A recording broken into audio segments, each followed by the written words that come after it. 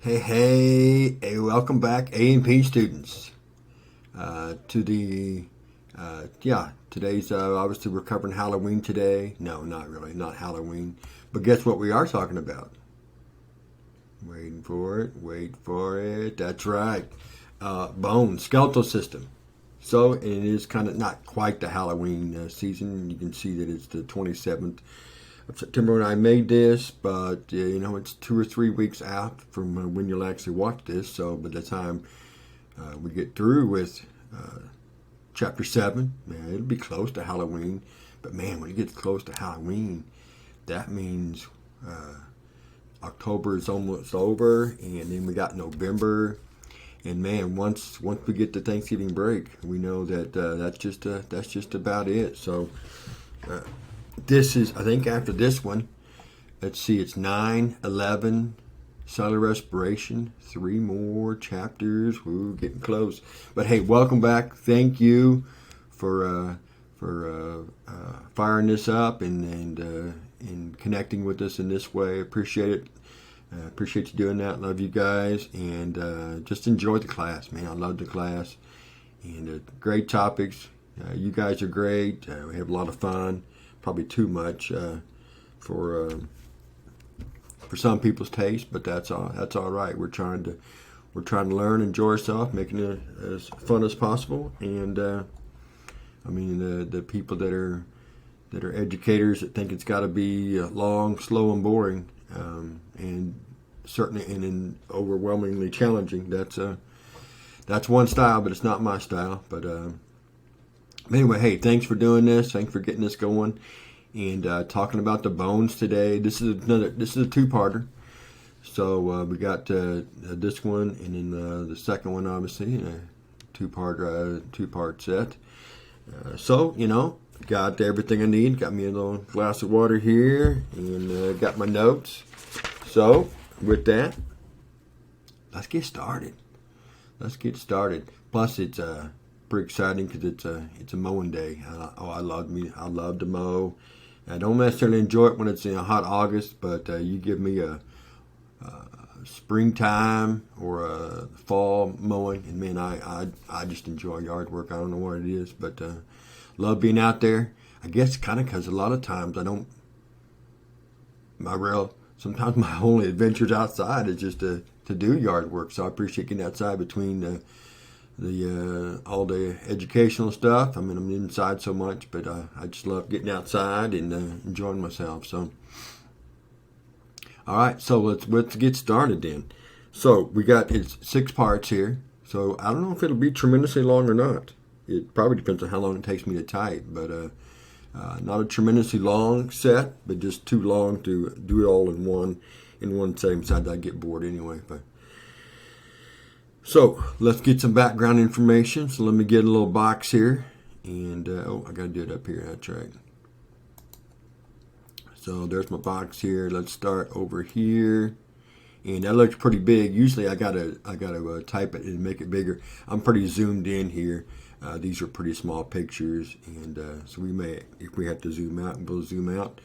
Let's move this box up here, and that way you can read and see me at the same time, which is probably the 18th reason why to open these up. So let's see. Let's talk bone tissue.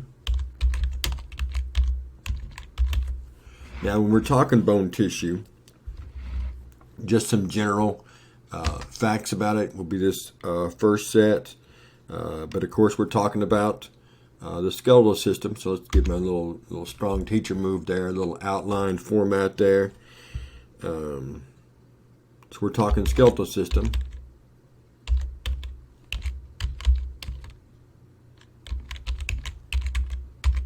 And then let's keep it going. And then we'll put a little colon there, which is another strong teacher move. Actually, I never know if it's supposed to be that one or this one. So here, no, I did the same one again. So whichever one it's supposed to be, you put that in your notes. And but I think it's this one, but I don't know. That's as far as the high school setting, that's the people at the other end of the hall that would know specifically if that's what it's supposed to be. But it consists mainly of four things. Obviously, we got bones, and that's what the majority of this podcast. That's right, podcast. That's right. I remember that podcast going to be about. We won't say any more there. But then it also consists of cartilage. And of course, we know that covers many. Nope, not may.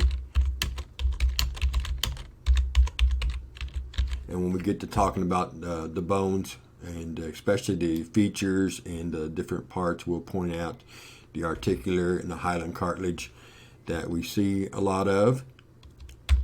And then we also got ligaments.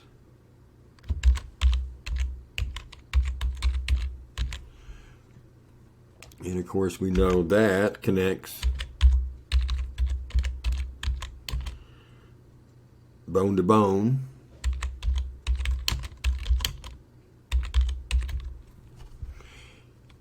And of course, as I'm sure you can imagine, what's next? Tendons. And that attaches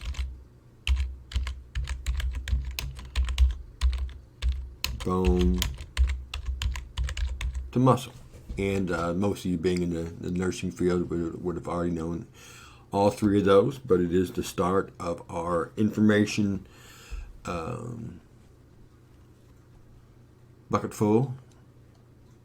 So that is part one. So we are, at least numerically, 1/6 of the way done, although that was a small amount of information. Okay, part two, and let's put part two right down here. So give me another little box here. We'll move that over here.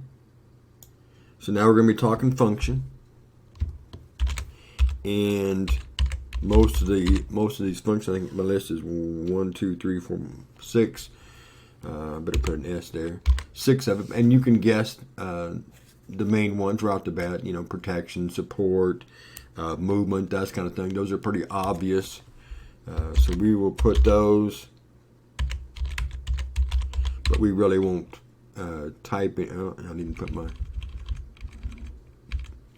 my little symbol there. And then I hit the end button, and then it went to the end, and then I could hit enter to go down. That is a strong teacher move right there. And we got support and movement.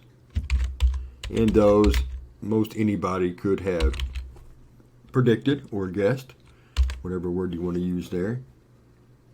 But now the three that aren't nearly as thought of, okay, we're going to do ion balance.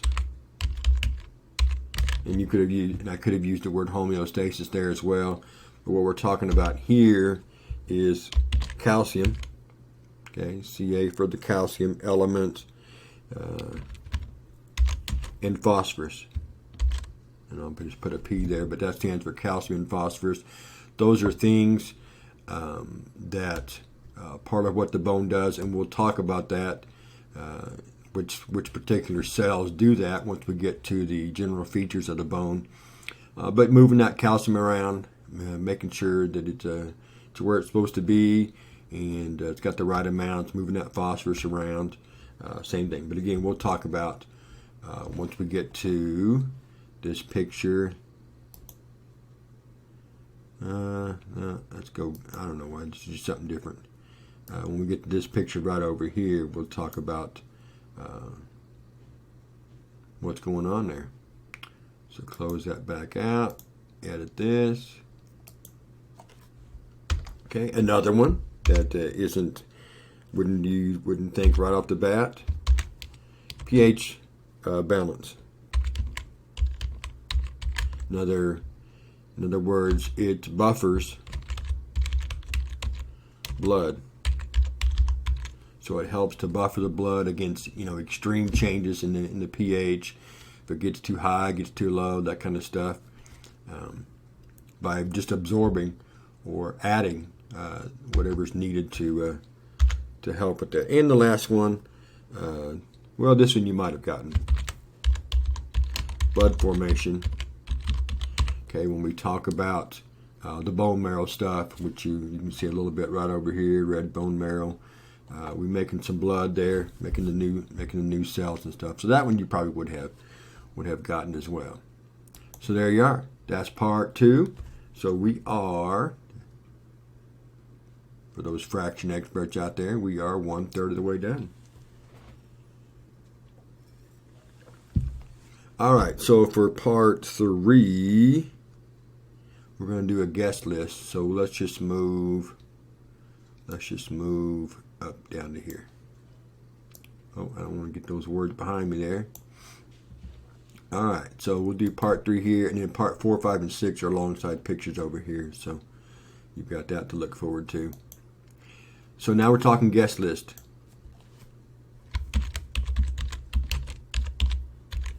In other words, when we have a bone, what all is it made of, or what all is in it?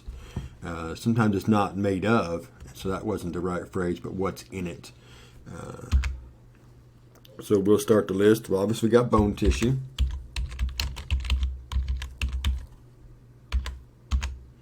And we've got the bone marrow.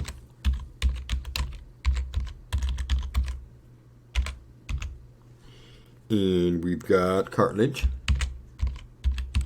And so far, these are things that are all associated with the bone process, whether it's making or its functions or it's part of its structure.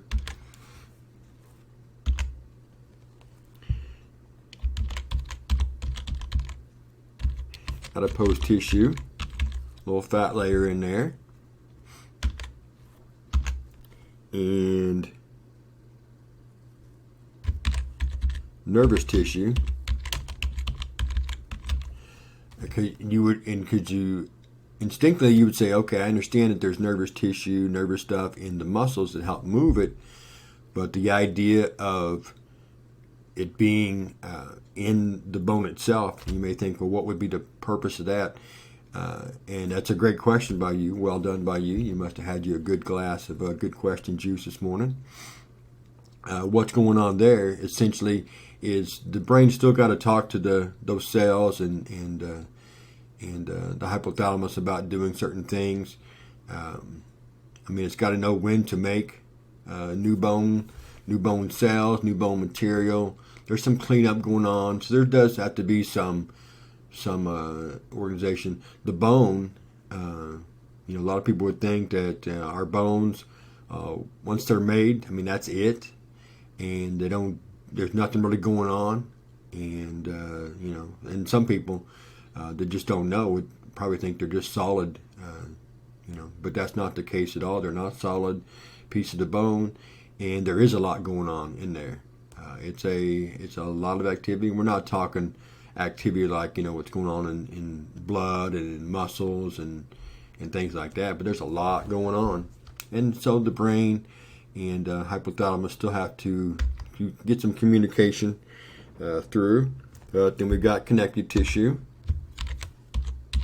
and if there's one thing that we have learned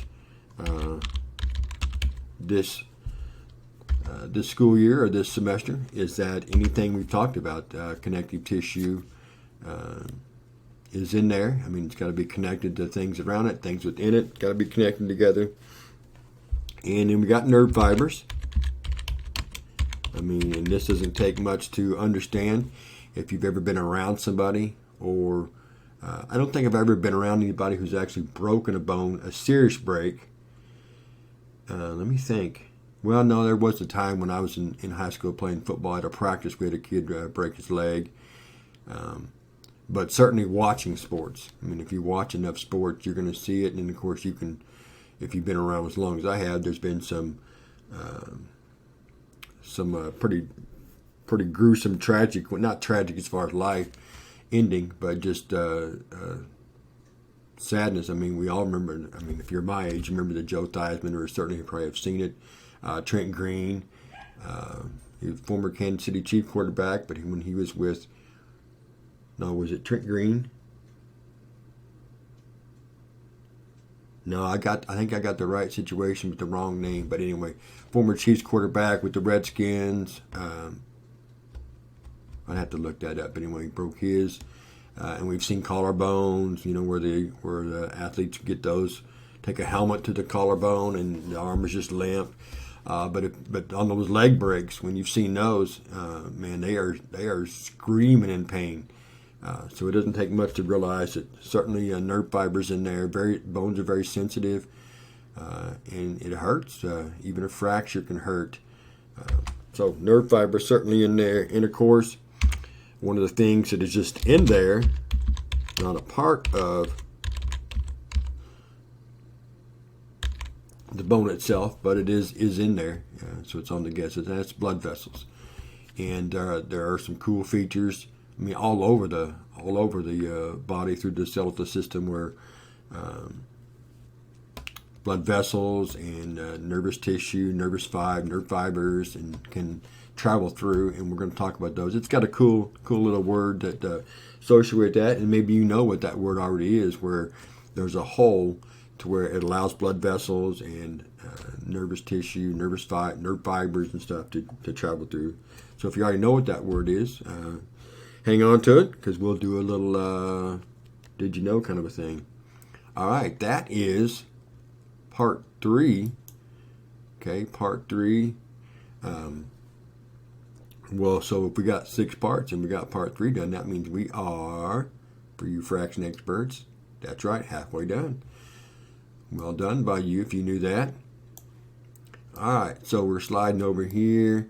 So just to kind of show you where we're going, there's part 4. There's part 5. That's a part 5 as well. And then part 6 down there. And we're just going to be typing alongside them, enjoying ourselves on what hopes to be a beautiful Sunday afternoon. I know it's going to be pretty good later on for dinner time. We go to the, I don't know, most of you, maybe you guys are familiar. There's a meat butcher shop in Lamar that we go to. Typically, because I pass by there coming home, or I can pass by there. I typically don't go through Lamar.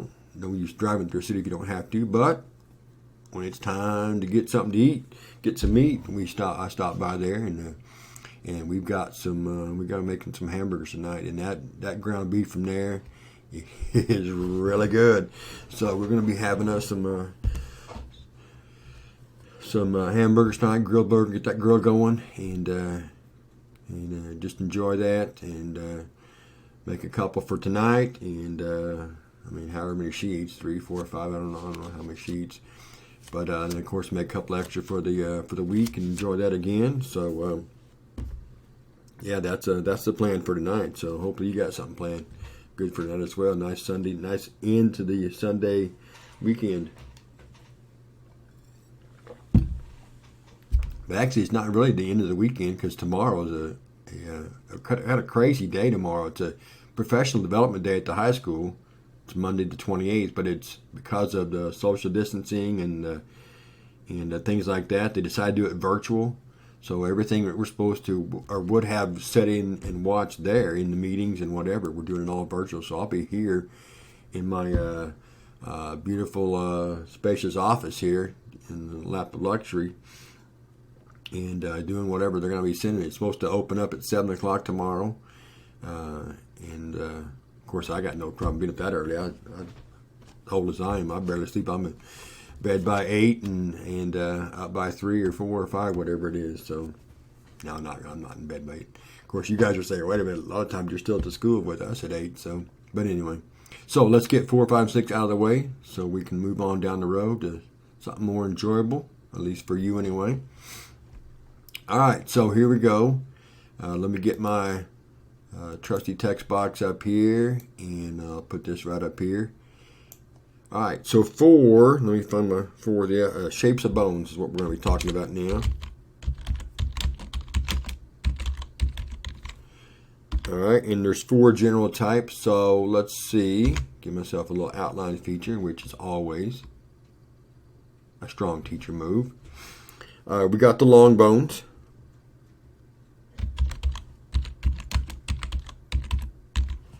And just let me type what I've got here first.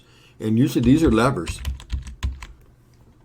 If you're a physical science person, levers, levers, however you pronounce it, that are associated with muscles. Okay, that's where the motion, movement, getting stuff done.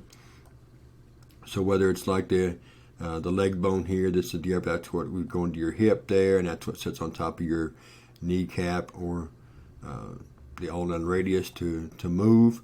But they just simply act as levers. I mean, if you think of, you're taking your arm and you pull something in. Okay, it's just a lever right there, simple machine, trying to get something done. Just like if you took a wheelbarrow, pull it up, and then you dump it over, push it over. Just a simple lever right there. But there's your long bones right here, and you can certainly see that. Okay, so if we got long bones, guess what's next? That's right, short bones. And short bones, and you can see the picture here, but you can think of your hand, and just think of the flexibility that those short bones give your hands. I mean, of course it wouldn't, can you imagine if you had just even a 5-inch bone in your hand, or even a 3-inch bone, whatever size, but if it was one long one continuous one, we could bend here, but not here, so we could, we could hold things. Let me get in the picture. We could hold things, but that joint there allows us to grab, and I'm sure you can figure that out for yourself as well. But that's the beauty of those. They kind of glide past. You got the joint in there, and you can flexibility. Same with your toes and your heel in general. That's right, the whole foot. Just being able to be flexible and step. If it was just a long bone, one continuous bone, then we'd walk. We'd probably walk, or we'd stomp a lot. And my wife does that, drives me crazy. But anyway, that's. Sounds like Godzilla going down the hallway sometimes. But anyway, that's between you and me. But yeah, if it was one long bone, we'd probably stomp more, and of course that would lead to all kinds of foot issues and things like that. So short bones, big help there, and flat bones. And you can see the flat bones here. Flat bones and the irregular shaped bones, those are more function oriented. The scapula, you can see there, and in the spot, your pelvic bones, where it just kind of holds things, and of course, your ribs wrapping around for protection. So those, the flat bones and the irregular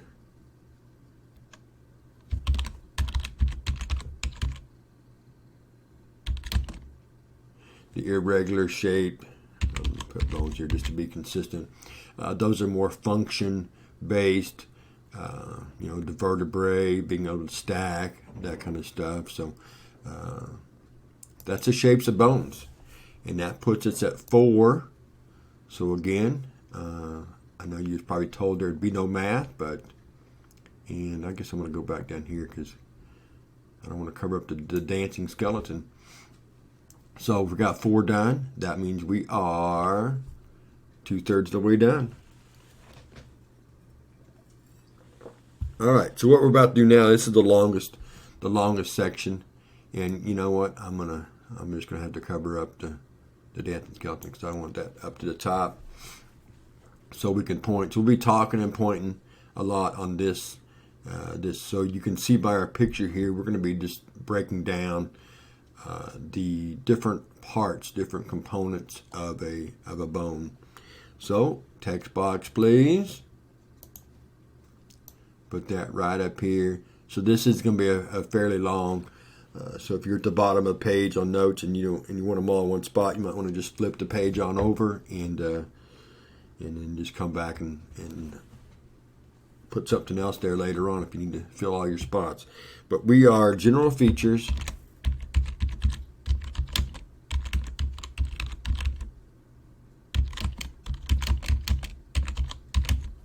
of a bone. And again, this is let's see, I got 1, 2, 3, 4, 5, 6, 7, 8, 9, 10 parts. So if you want to number down, it's not a lot of information, but it is a long set. Okay, so we're going to start with the compact bone. Okay, the compact bone is, of course, that outer shell. Okay, it's the outer shell of a deal, and let's pick a color. You know, I just kind of jumped in here and grabbed that green last time, but I don't know, maybe gold. It's not really a bone color, but maybe it's the closest one. So compact.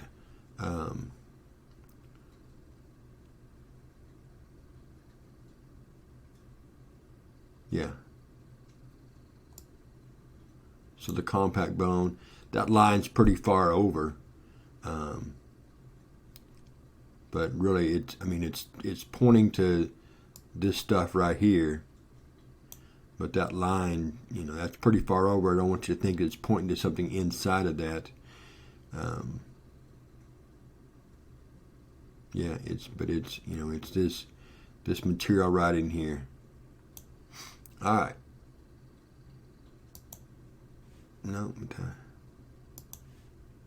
There we go. Now we'll edit that. And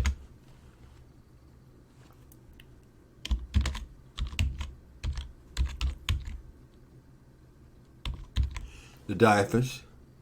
And of course, that's the shaft. That's the shaft right there. And of course, you can see that right there, you know, from here all the way down to here. And of course, these ends have their own name, and so maybe I don't need to go ink each time. Let's see. I do like to draw circles and arrows though. And of course, that's our next word there.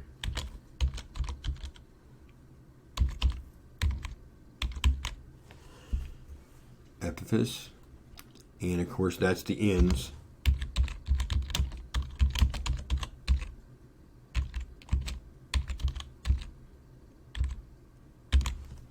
Okay, so whether it's the, you know, the connection point, you know, this obviously would fit into your hip here, and this is what sets on top of your knee.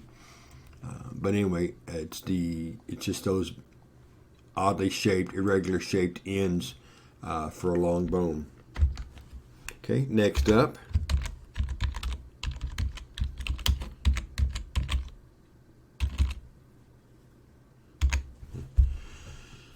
medullary cavity. Medullary cavity. Okay, this is the space for the bone marrow. So you got the word cavity. So let's see if it's.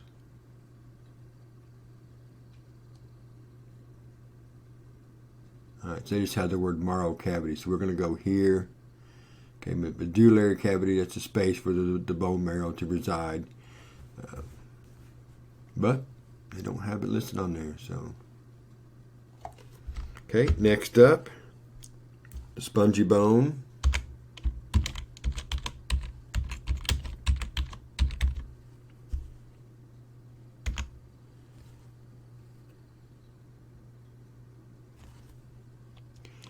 Okay, so the epiphysis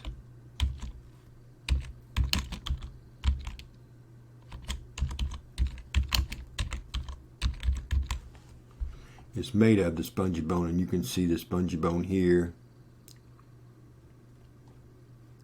Okay, and it's going to be there's always, well, I should say always, but there's a bone marrow end and there's a spongy boned end, and this is the lower half here, but that's what the epiphysis is made of, spongy bone. And next up, the articular cartilage. I get the I in there, yeah. And the articular cartilage, that covers covers the ends, you know, where things are going to be connected to other spots. You can see our particular cartilage up here, and you can see it down here. But just got that thin layer of cartilage in there to help with the friction and the rubbing.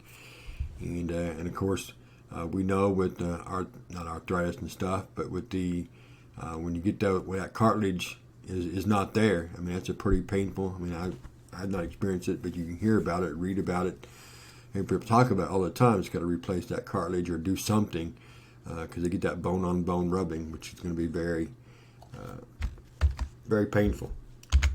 And next up, the nutrient, and this is going to be the thing that we were talking earlier, if you knew this word or not. Nutrient formula. Anytime you see that word, that's going to mean whole. No, I don't need a comma there. But that word formula, that just is going to refer to a whole. They can be large, as in the skull. They can be small, and anywhere in between.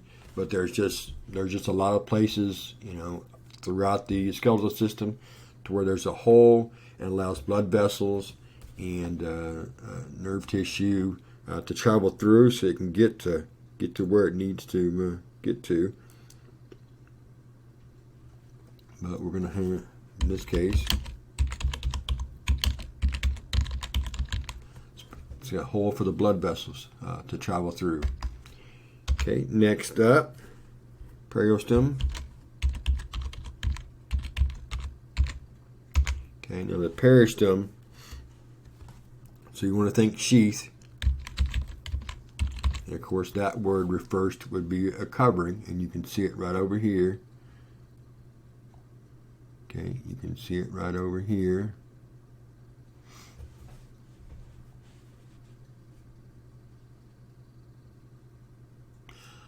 Okay, this is why I paused earlier, because something wasn't, and I used the wrong word up here. I used the word shell. I didn't mean shell, so I apologize. But it's the outer edge of that part that the bone makes, and maybe even that's not the right word. Yeah, I mean it is, but I didn't. I shouldn't have used the word shell. I apologize for that, because when I typed it, that's why I paused earlier, and I was like, man, something about that doesn't sound right. So it shouldn't have been shell, because that's what the periosteum is going to end up being. So I apologize for that. So just make that correction. But we're talking sheath, and it's going to covers bone where no cartilage is.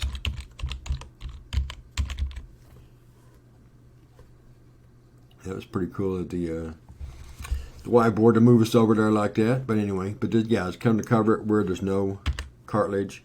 And of course, anytime you got periosteum, you're going to have endostem. Yep, no eye there. I wanted to put an eye there for some reason. And this is connective tissue. Oh yeah, this is the. You know what? Just for space, I'm gonna do that. But that's connective tissue. So in your notes, you can write connective tissue, and because it's got a lot more. It covers the bone marrow cavity. Okay, it covers the bone marrow cavity. So in this cavity here, so what would line this? Okay, what would line this would be endostem, connective tissue. And last one, epithelial plate. And did I get that right? Because I felt like I hit two keys at once there. Yep. But anyway, this is the growth plate. So this is the section that allows for the bone to grow as it's developing over the years. And it is made of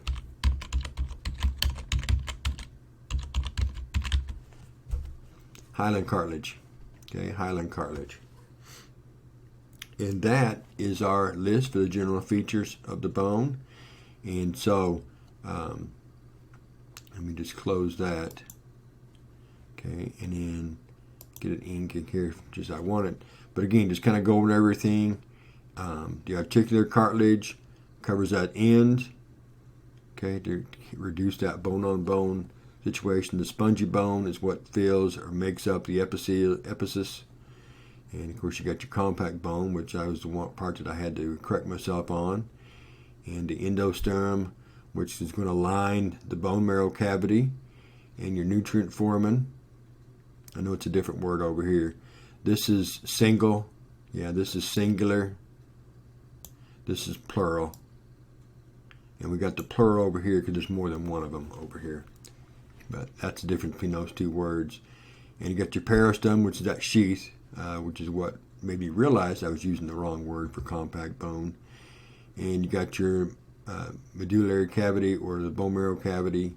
And of course you got your cartilage and your epiphysis, diaphysis, and again epiphysis again. So that is part 5.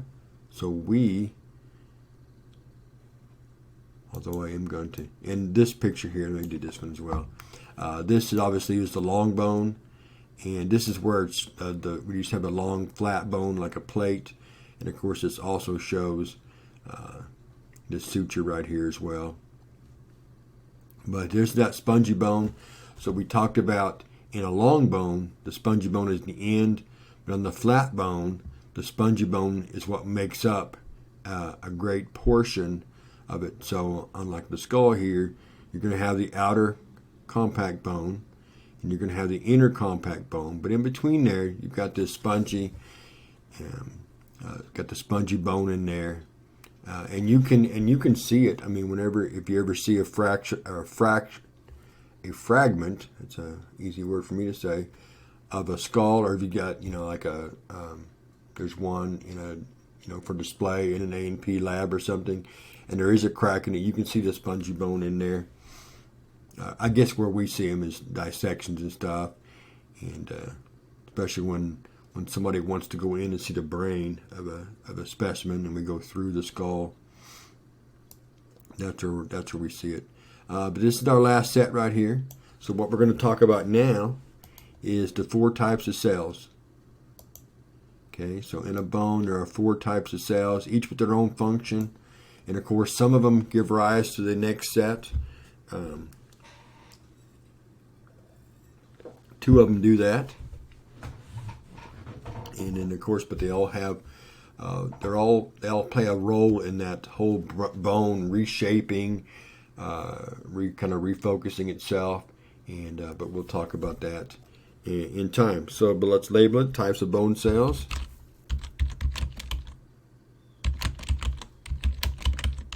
And of course, this is our 6th and final topic section here.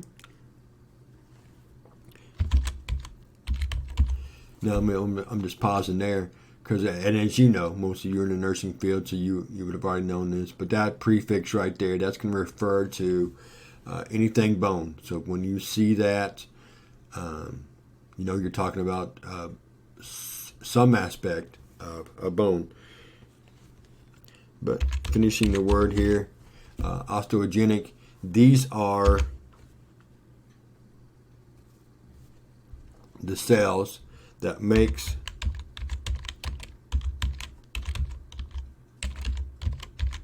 the osteoblast. And the osteoblast is our next type of cell that we're going to talk about. And the osteoblast, anytime you see that suffix blast, you know that you're making, and we've already had this conversation during connective tissue stuff, but anytime you see that blast, these are the cells that make the material that is needed for that particular tissue, in this case bone tissue.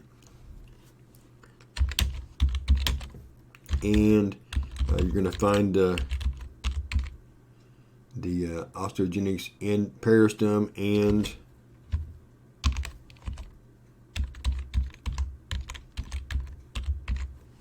endostome. So that's the osteogenic, and you can see them right here. So they're simply just a simple squamous cell, and it gives rise or generates or creates the osteoblast, which you're going to learn here in a second, gives rise to the osteocytes, along with some other stuff as well. So that's kind of that process of development of the bone types of bone cells. Okay, next type, which we have already disclosed, the osteoblast. Super, super, super, super, super important. These are the bone forming cells.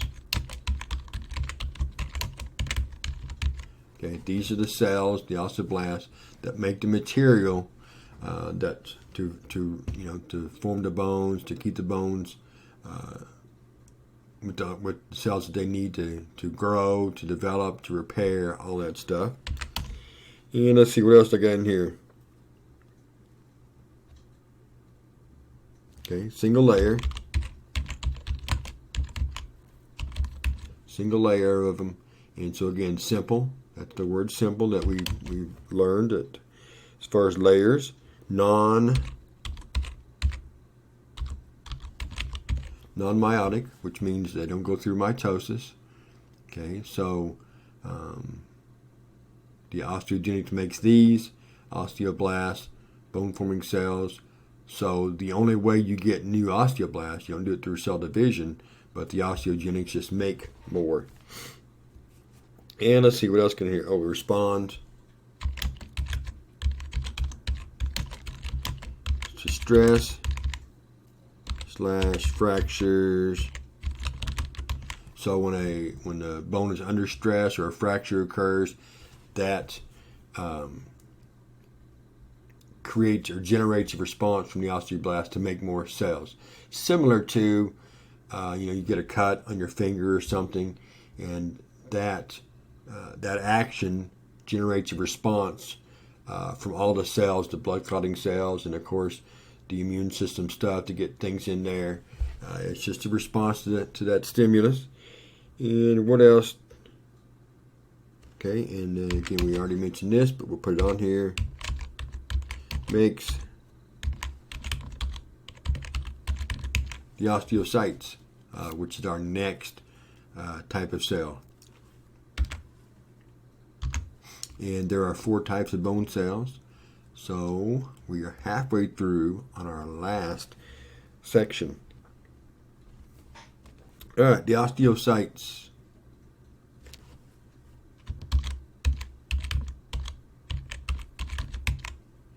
Okay, the osteocytes. These help. And I'm going to do a with there, a little shorthand. The bone process. And when I say the bone process, we're talking the osteoblasts make the materials, make the stuff needed for bone. The osteocytes is what helps redistribute it, move it. They also help with the nutrients and stuff. And that's our next point. It reabsorbs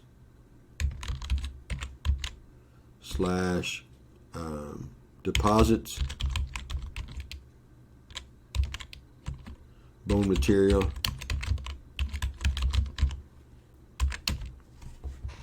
And it remember back when I talked about ion balance back at the very beginning, the osteocytes help with the calcium and phosphorus balance. I'm just going to put the word balance there. I could have put distribution, but balance is a better word. So all that calcium, all that phosphorus, the osteocytes is what helps organize that and move that along. And the last thing that the osteocytes do, they signal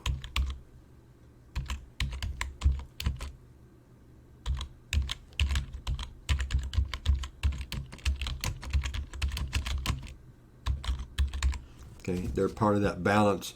So the osteoblasts don't decide, hey, I need to do this. We get a third party. That way you get a fair and imbalanced or impartial decision. The osteocytes, hey, osteoblasts, it's time to make some more stuff. We need some more stuff. We're the workers. You're the providers. You got the equipment. We do the work. So we need some more stuff. In our last type of sale for the bones, and also our last part of our discussion on bones here, the osteoclast. Okay, so just like blast is the makers making the material, and class is typically some kind of cleanup or breakdown of what's going on. And you may say, why would we want to break down bones? The osteoclast, I mean, they just travel around, and anytime there's anything that's just not quite with the bone, they clean it up. So they're part of the cleanup from, and I'm going to put from the blast and when I say that, what I mean is that the things that the osteocytes and the osteoblasts are doing to the bone, the osteoclast just kind of cleans that up. When it's not perfect, they come along and just kind of clean up that area, or whatever was done. If it's not perfect, they're the ones that fix it. So if you can think about a construction, I mean, you got your electricians, you got your woodworkers, you got your drywall people, all the different people, and maybe it's just one person doing all the job. But anyway, all the different things that got to be done. If there was a person on the team or on the crew that came along and just kind of inspected everything, the electrical part, the drywall, the woodwork and stuff, just kind of looked it over, and if any part of it wasn't perfect, they they fixed it or cleaned it up or whatever. They would be an osteoclast of the construction crew. And what else? Oh, bone dissolving. I should have led with that.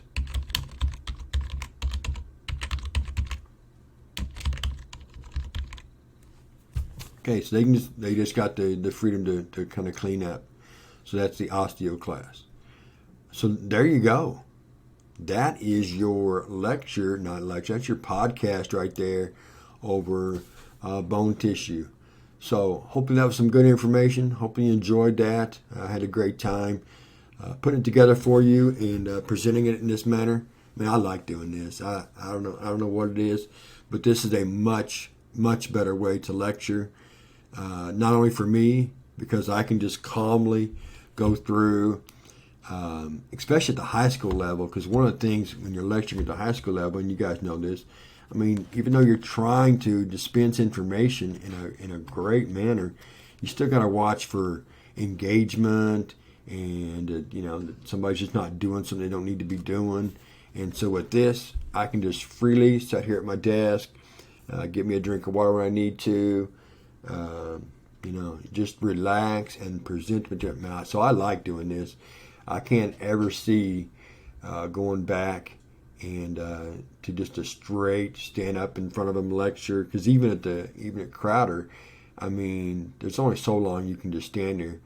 And the way they structure those things, you're expected to have at least an hour and a half of lecture each time. Man, that's just rough to do, because you guys just don't have anything to do other than just sit there and listen and try to write. But this way, not only is it better for me, it's better for you guys, because you can pause me and just write the information and then fire it back up again. So to me, I can't see going back to just a stand and deliver kind of a format. But anyway, I don't know why I got into all that, but I do enjoy this. I guess that's what started all that. But hey, thank you.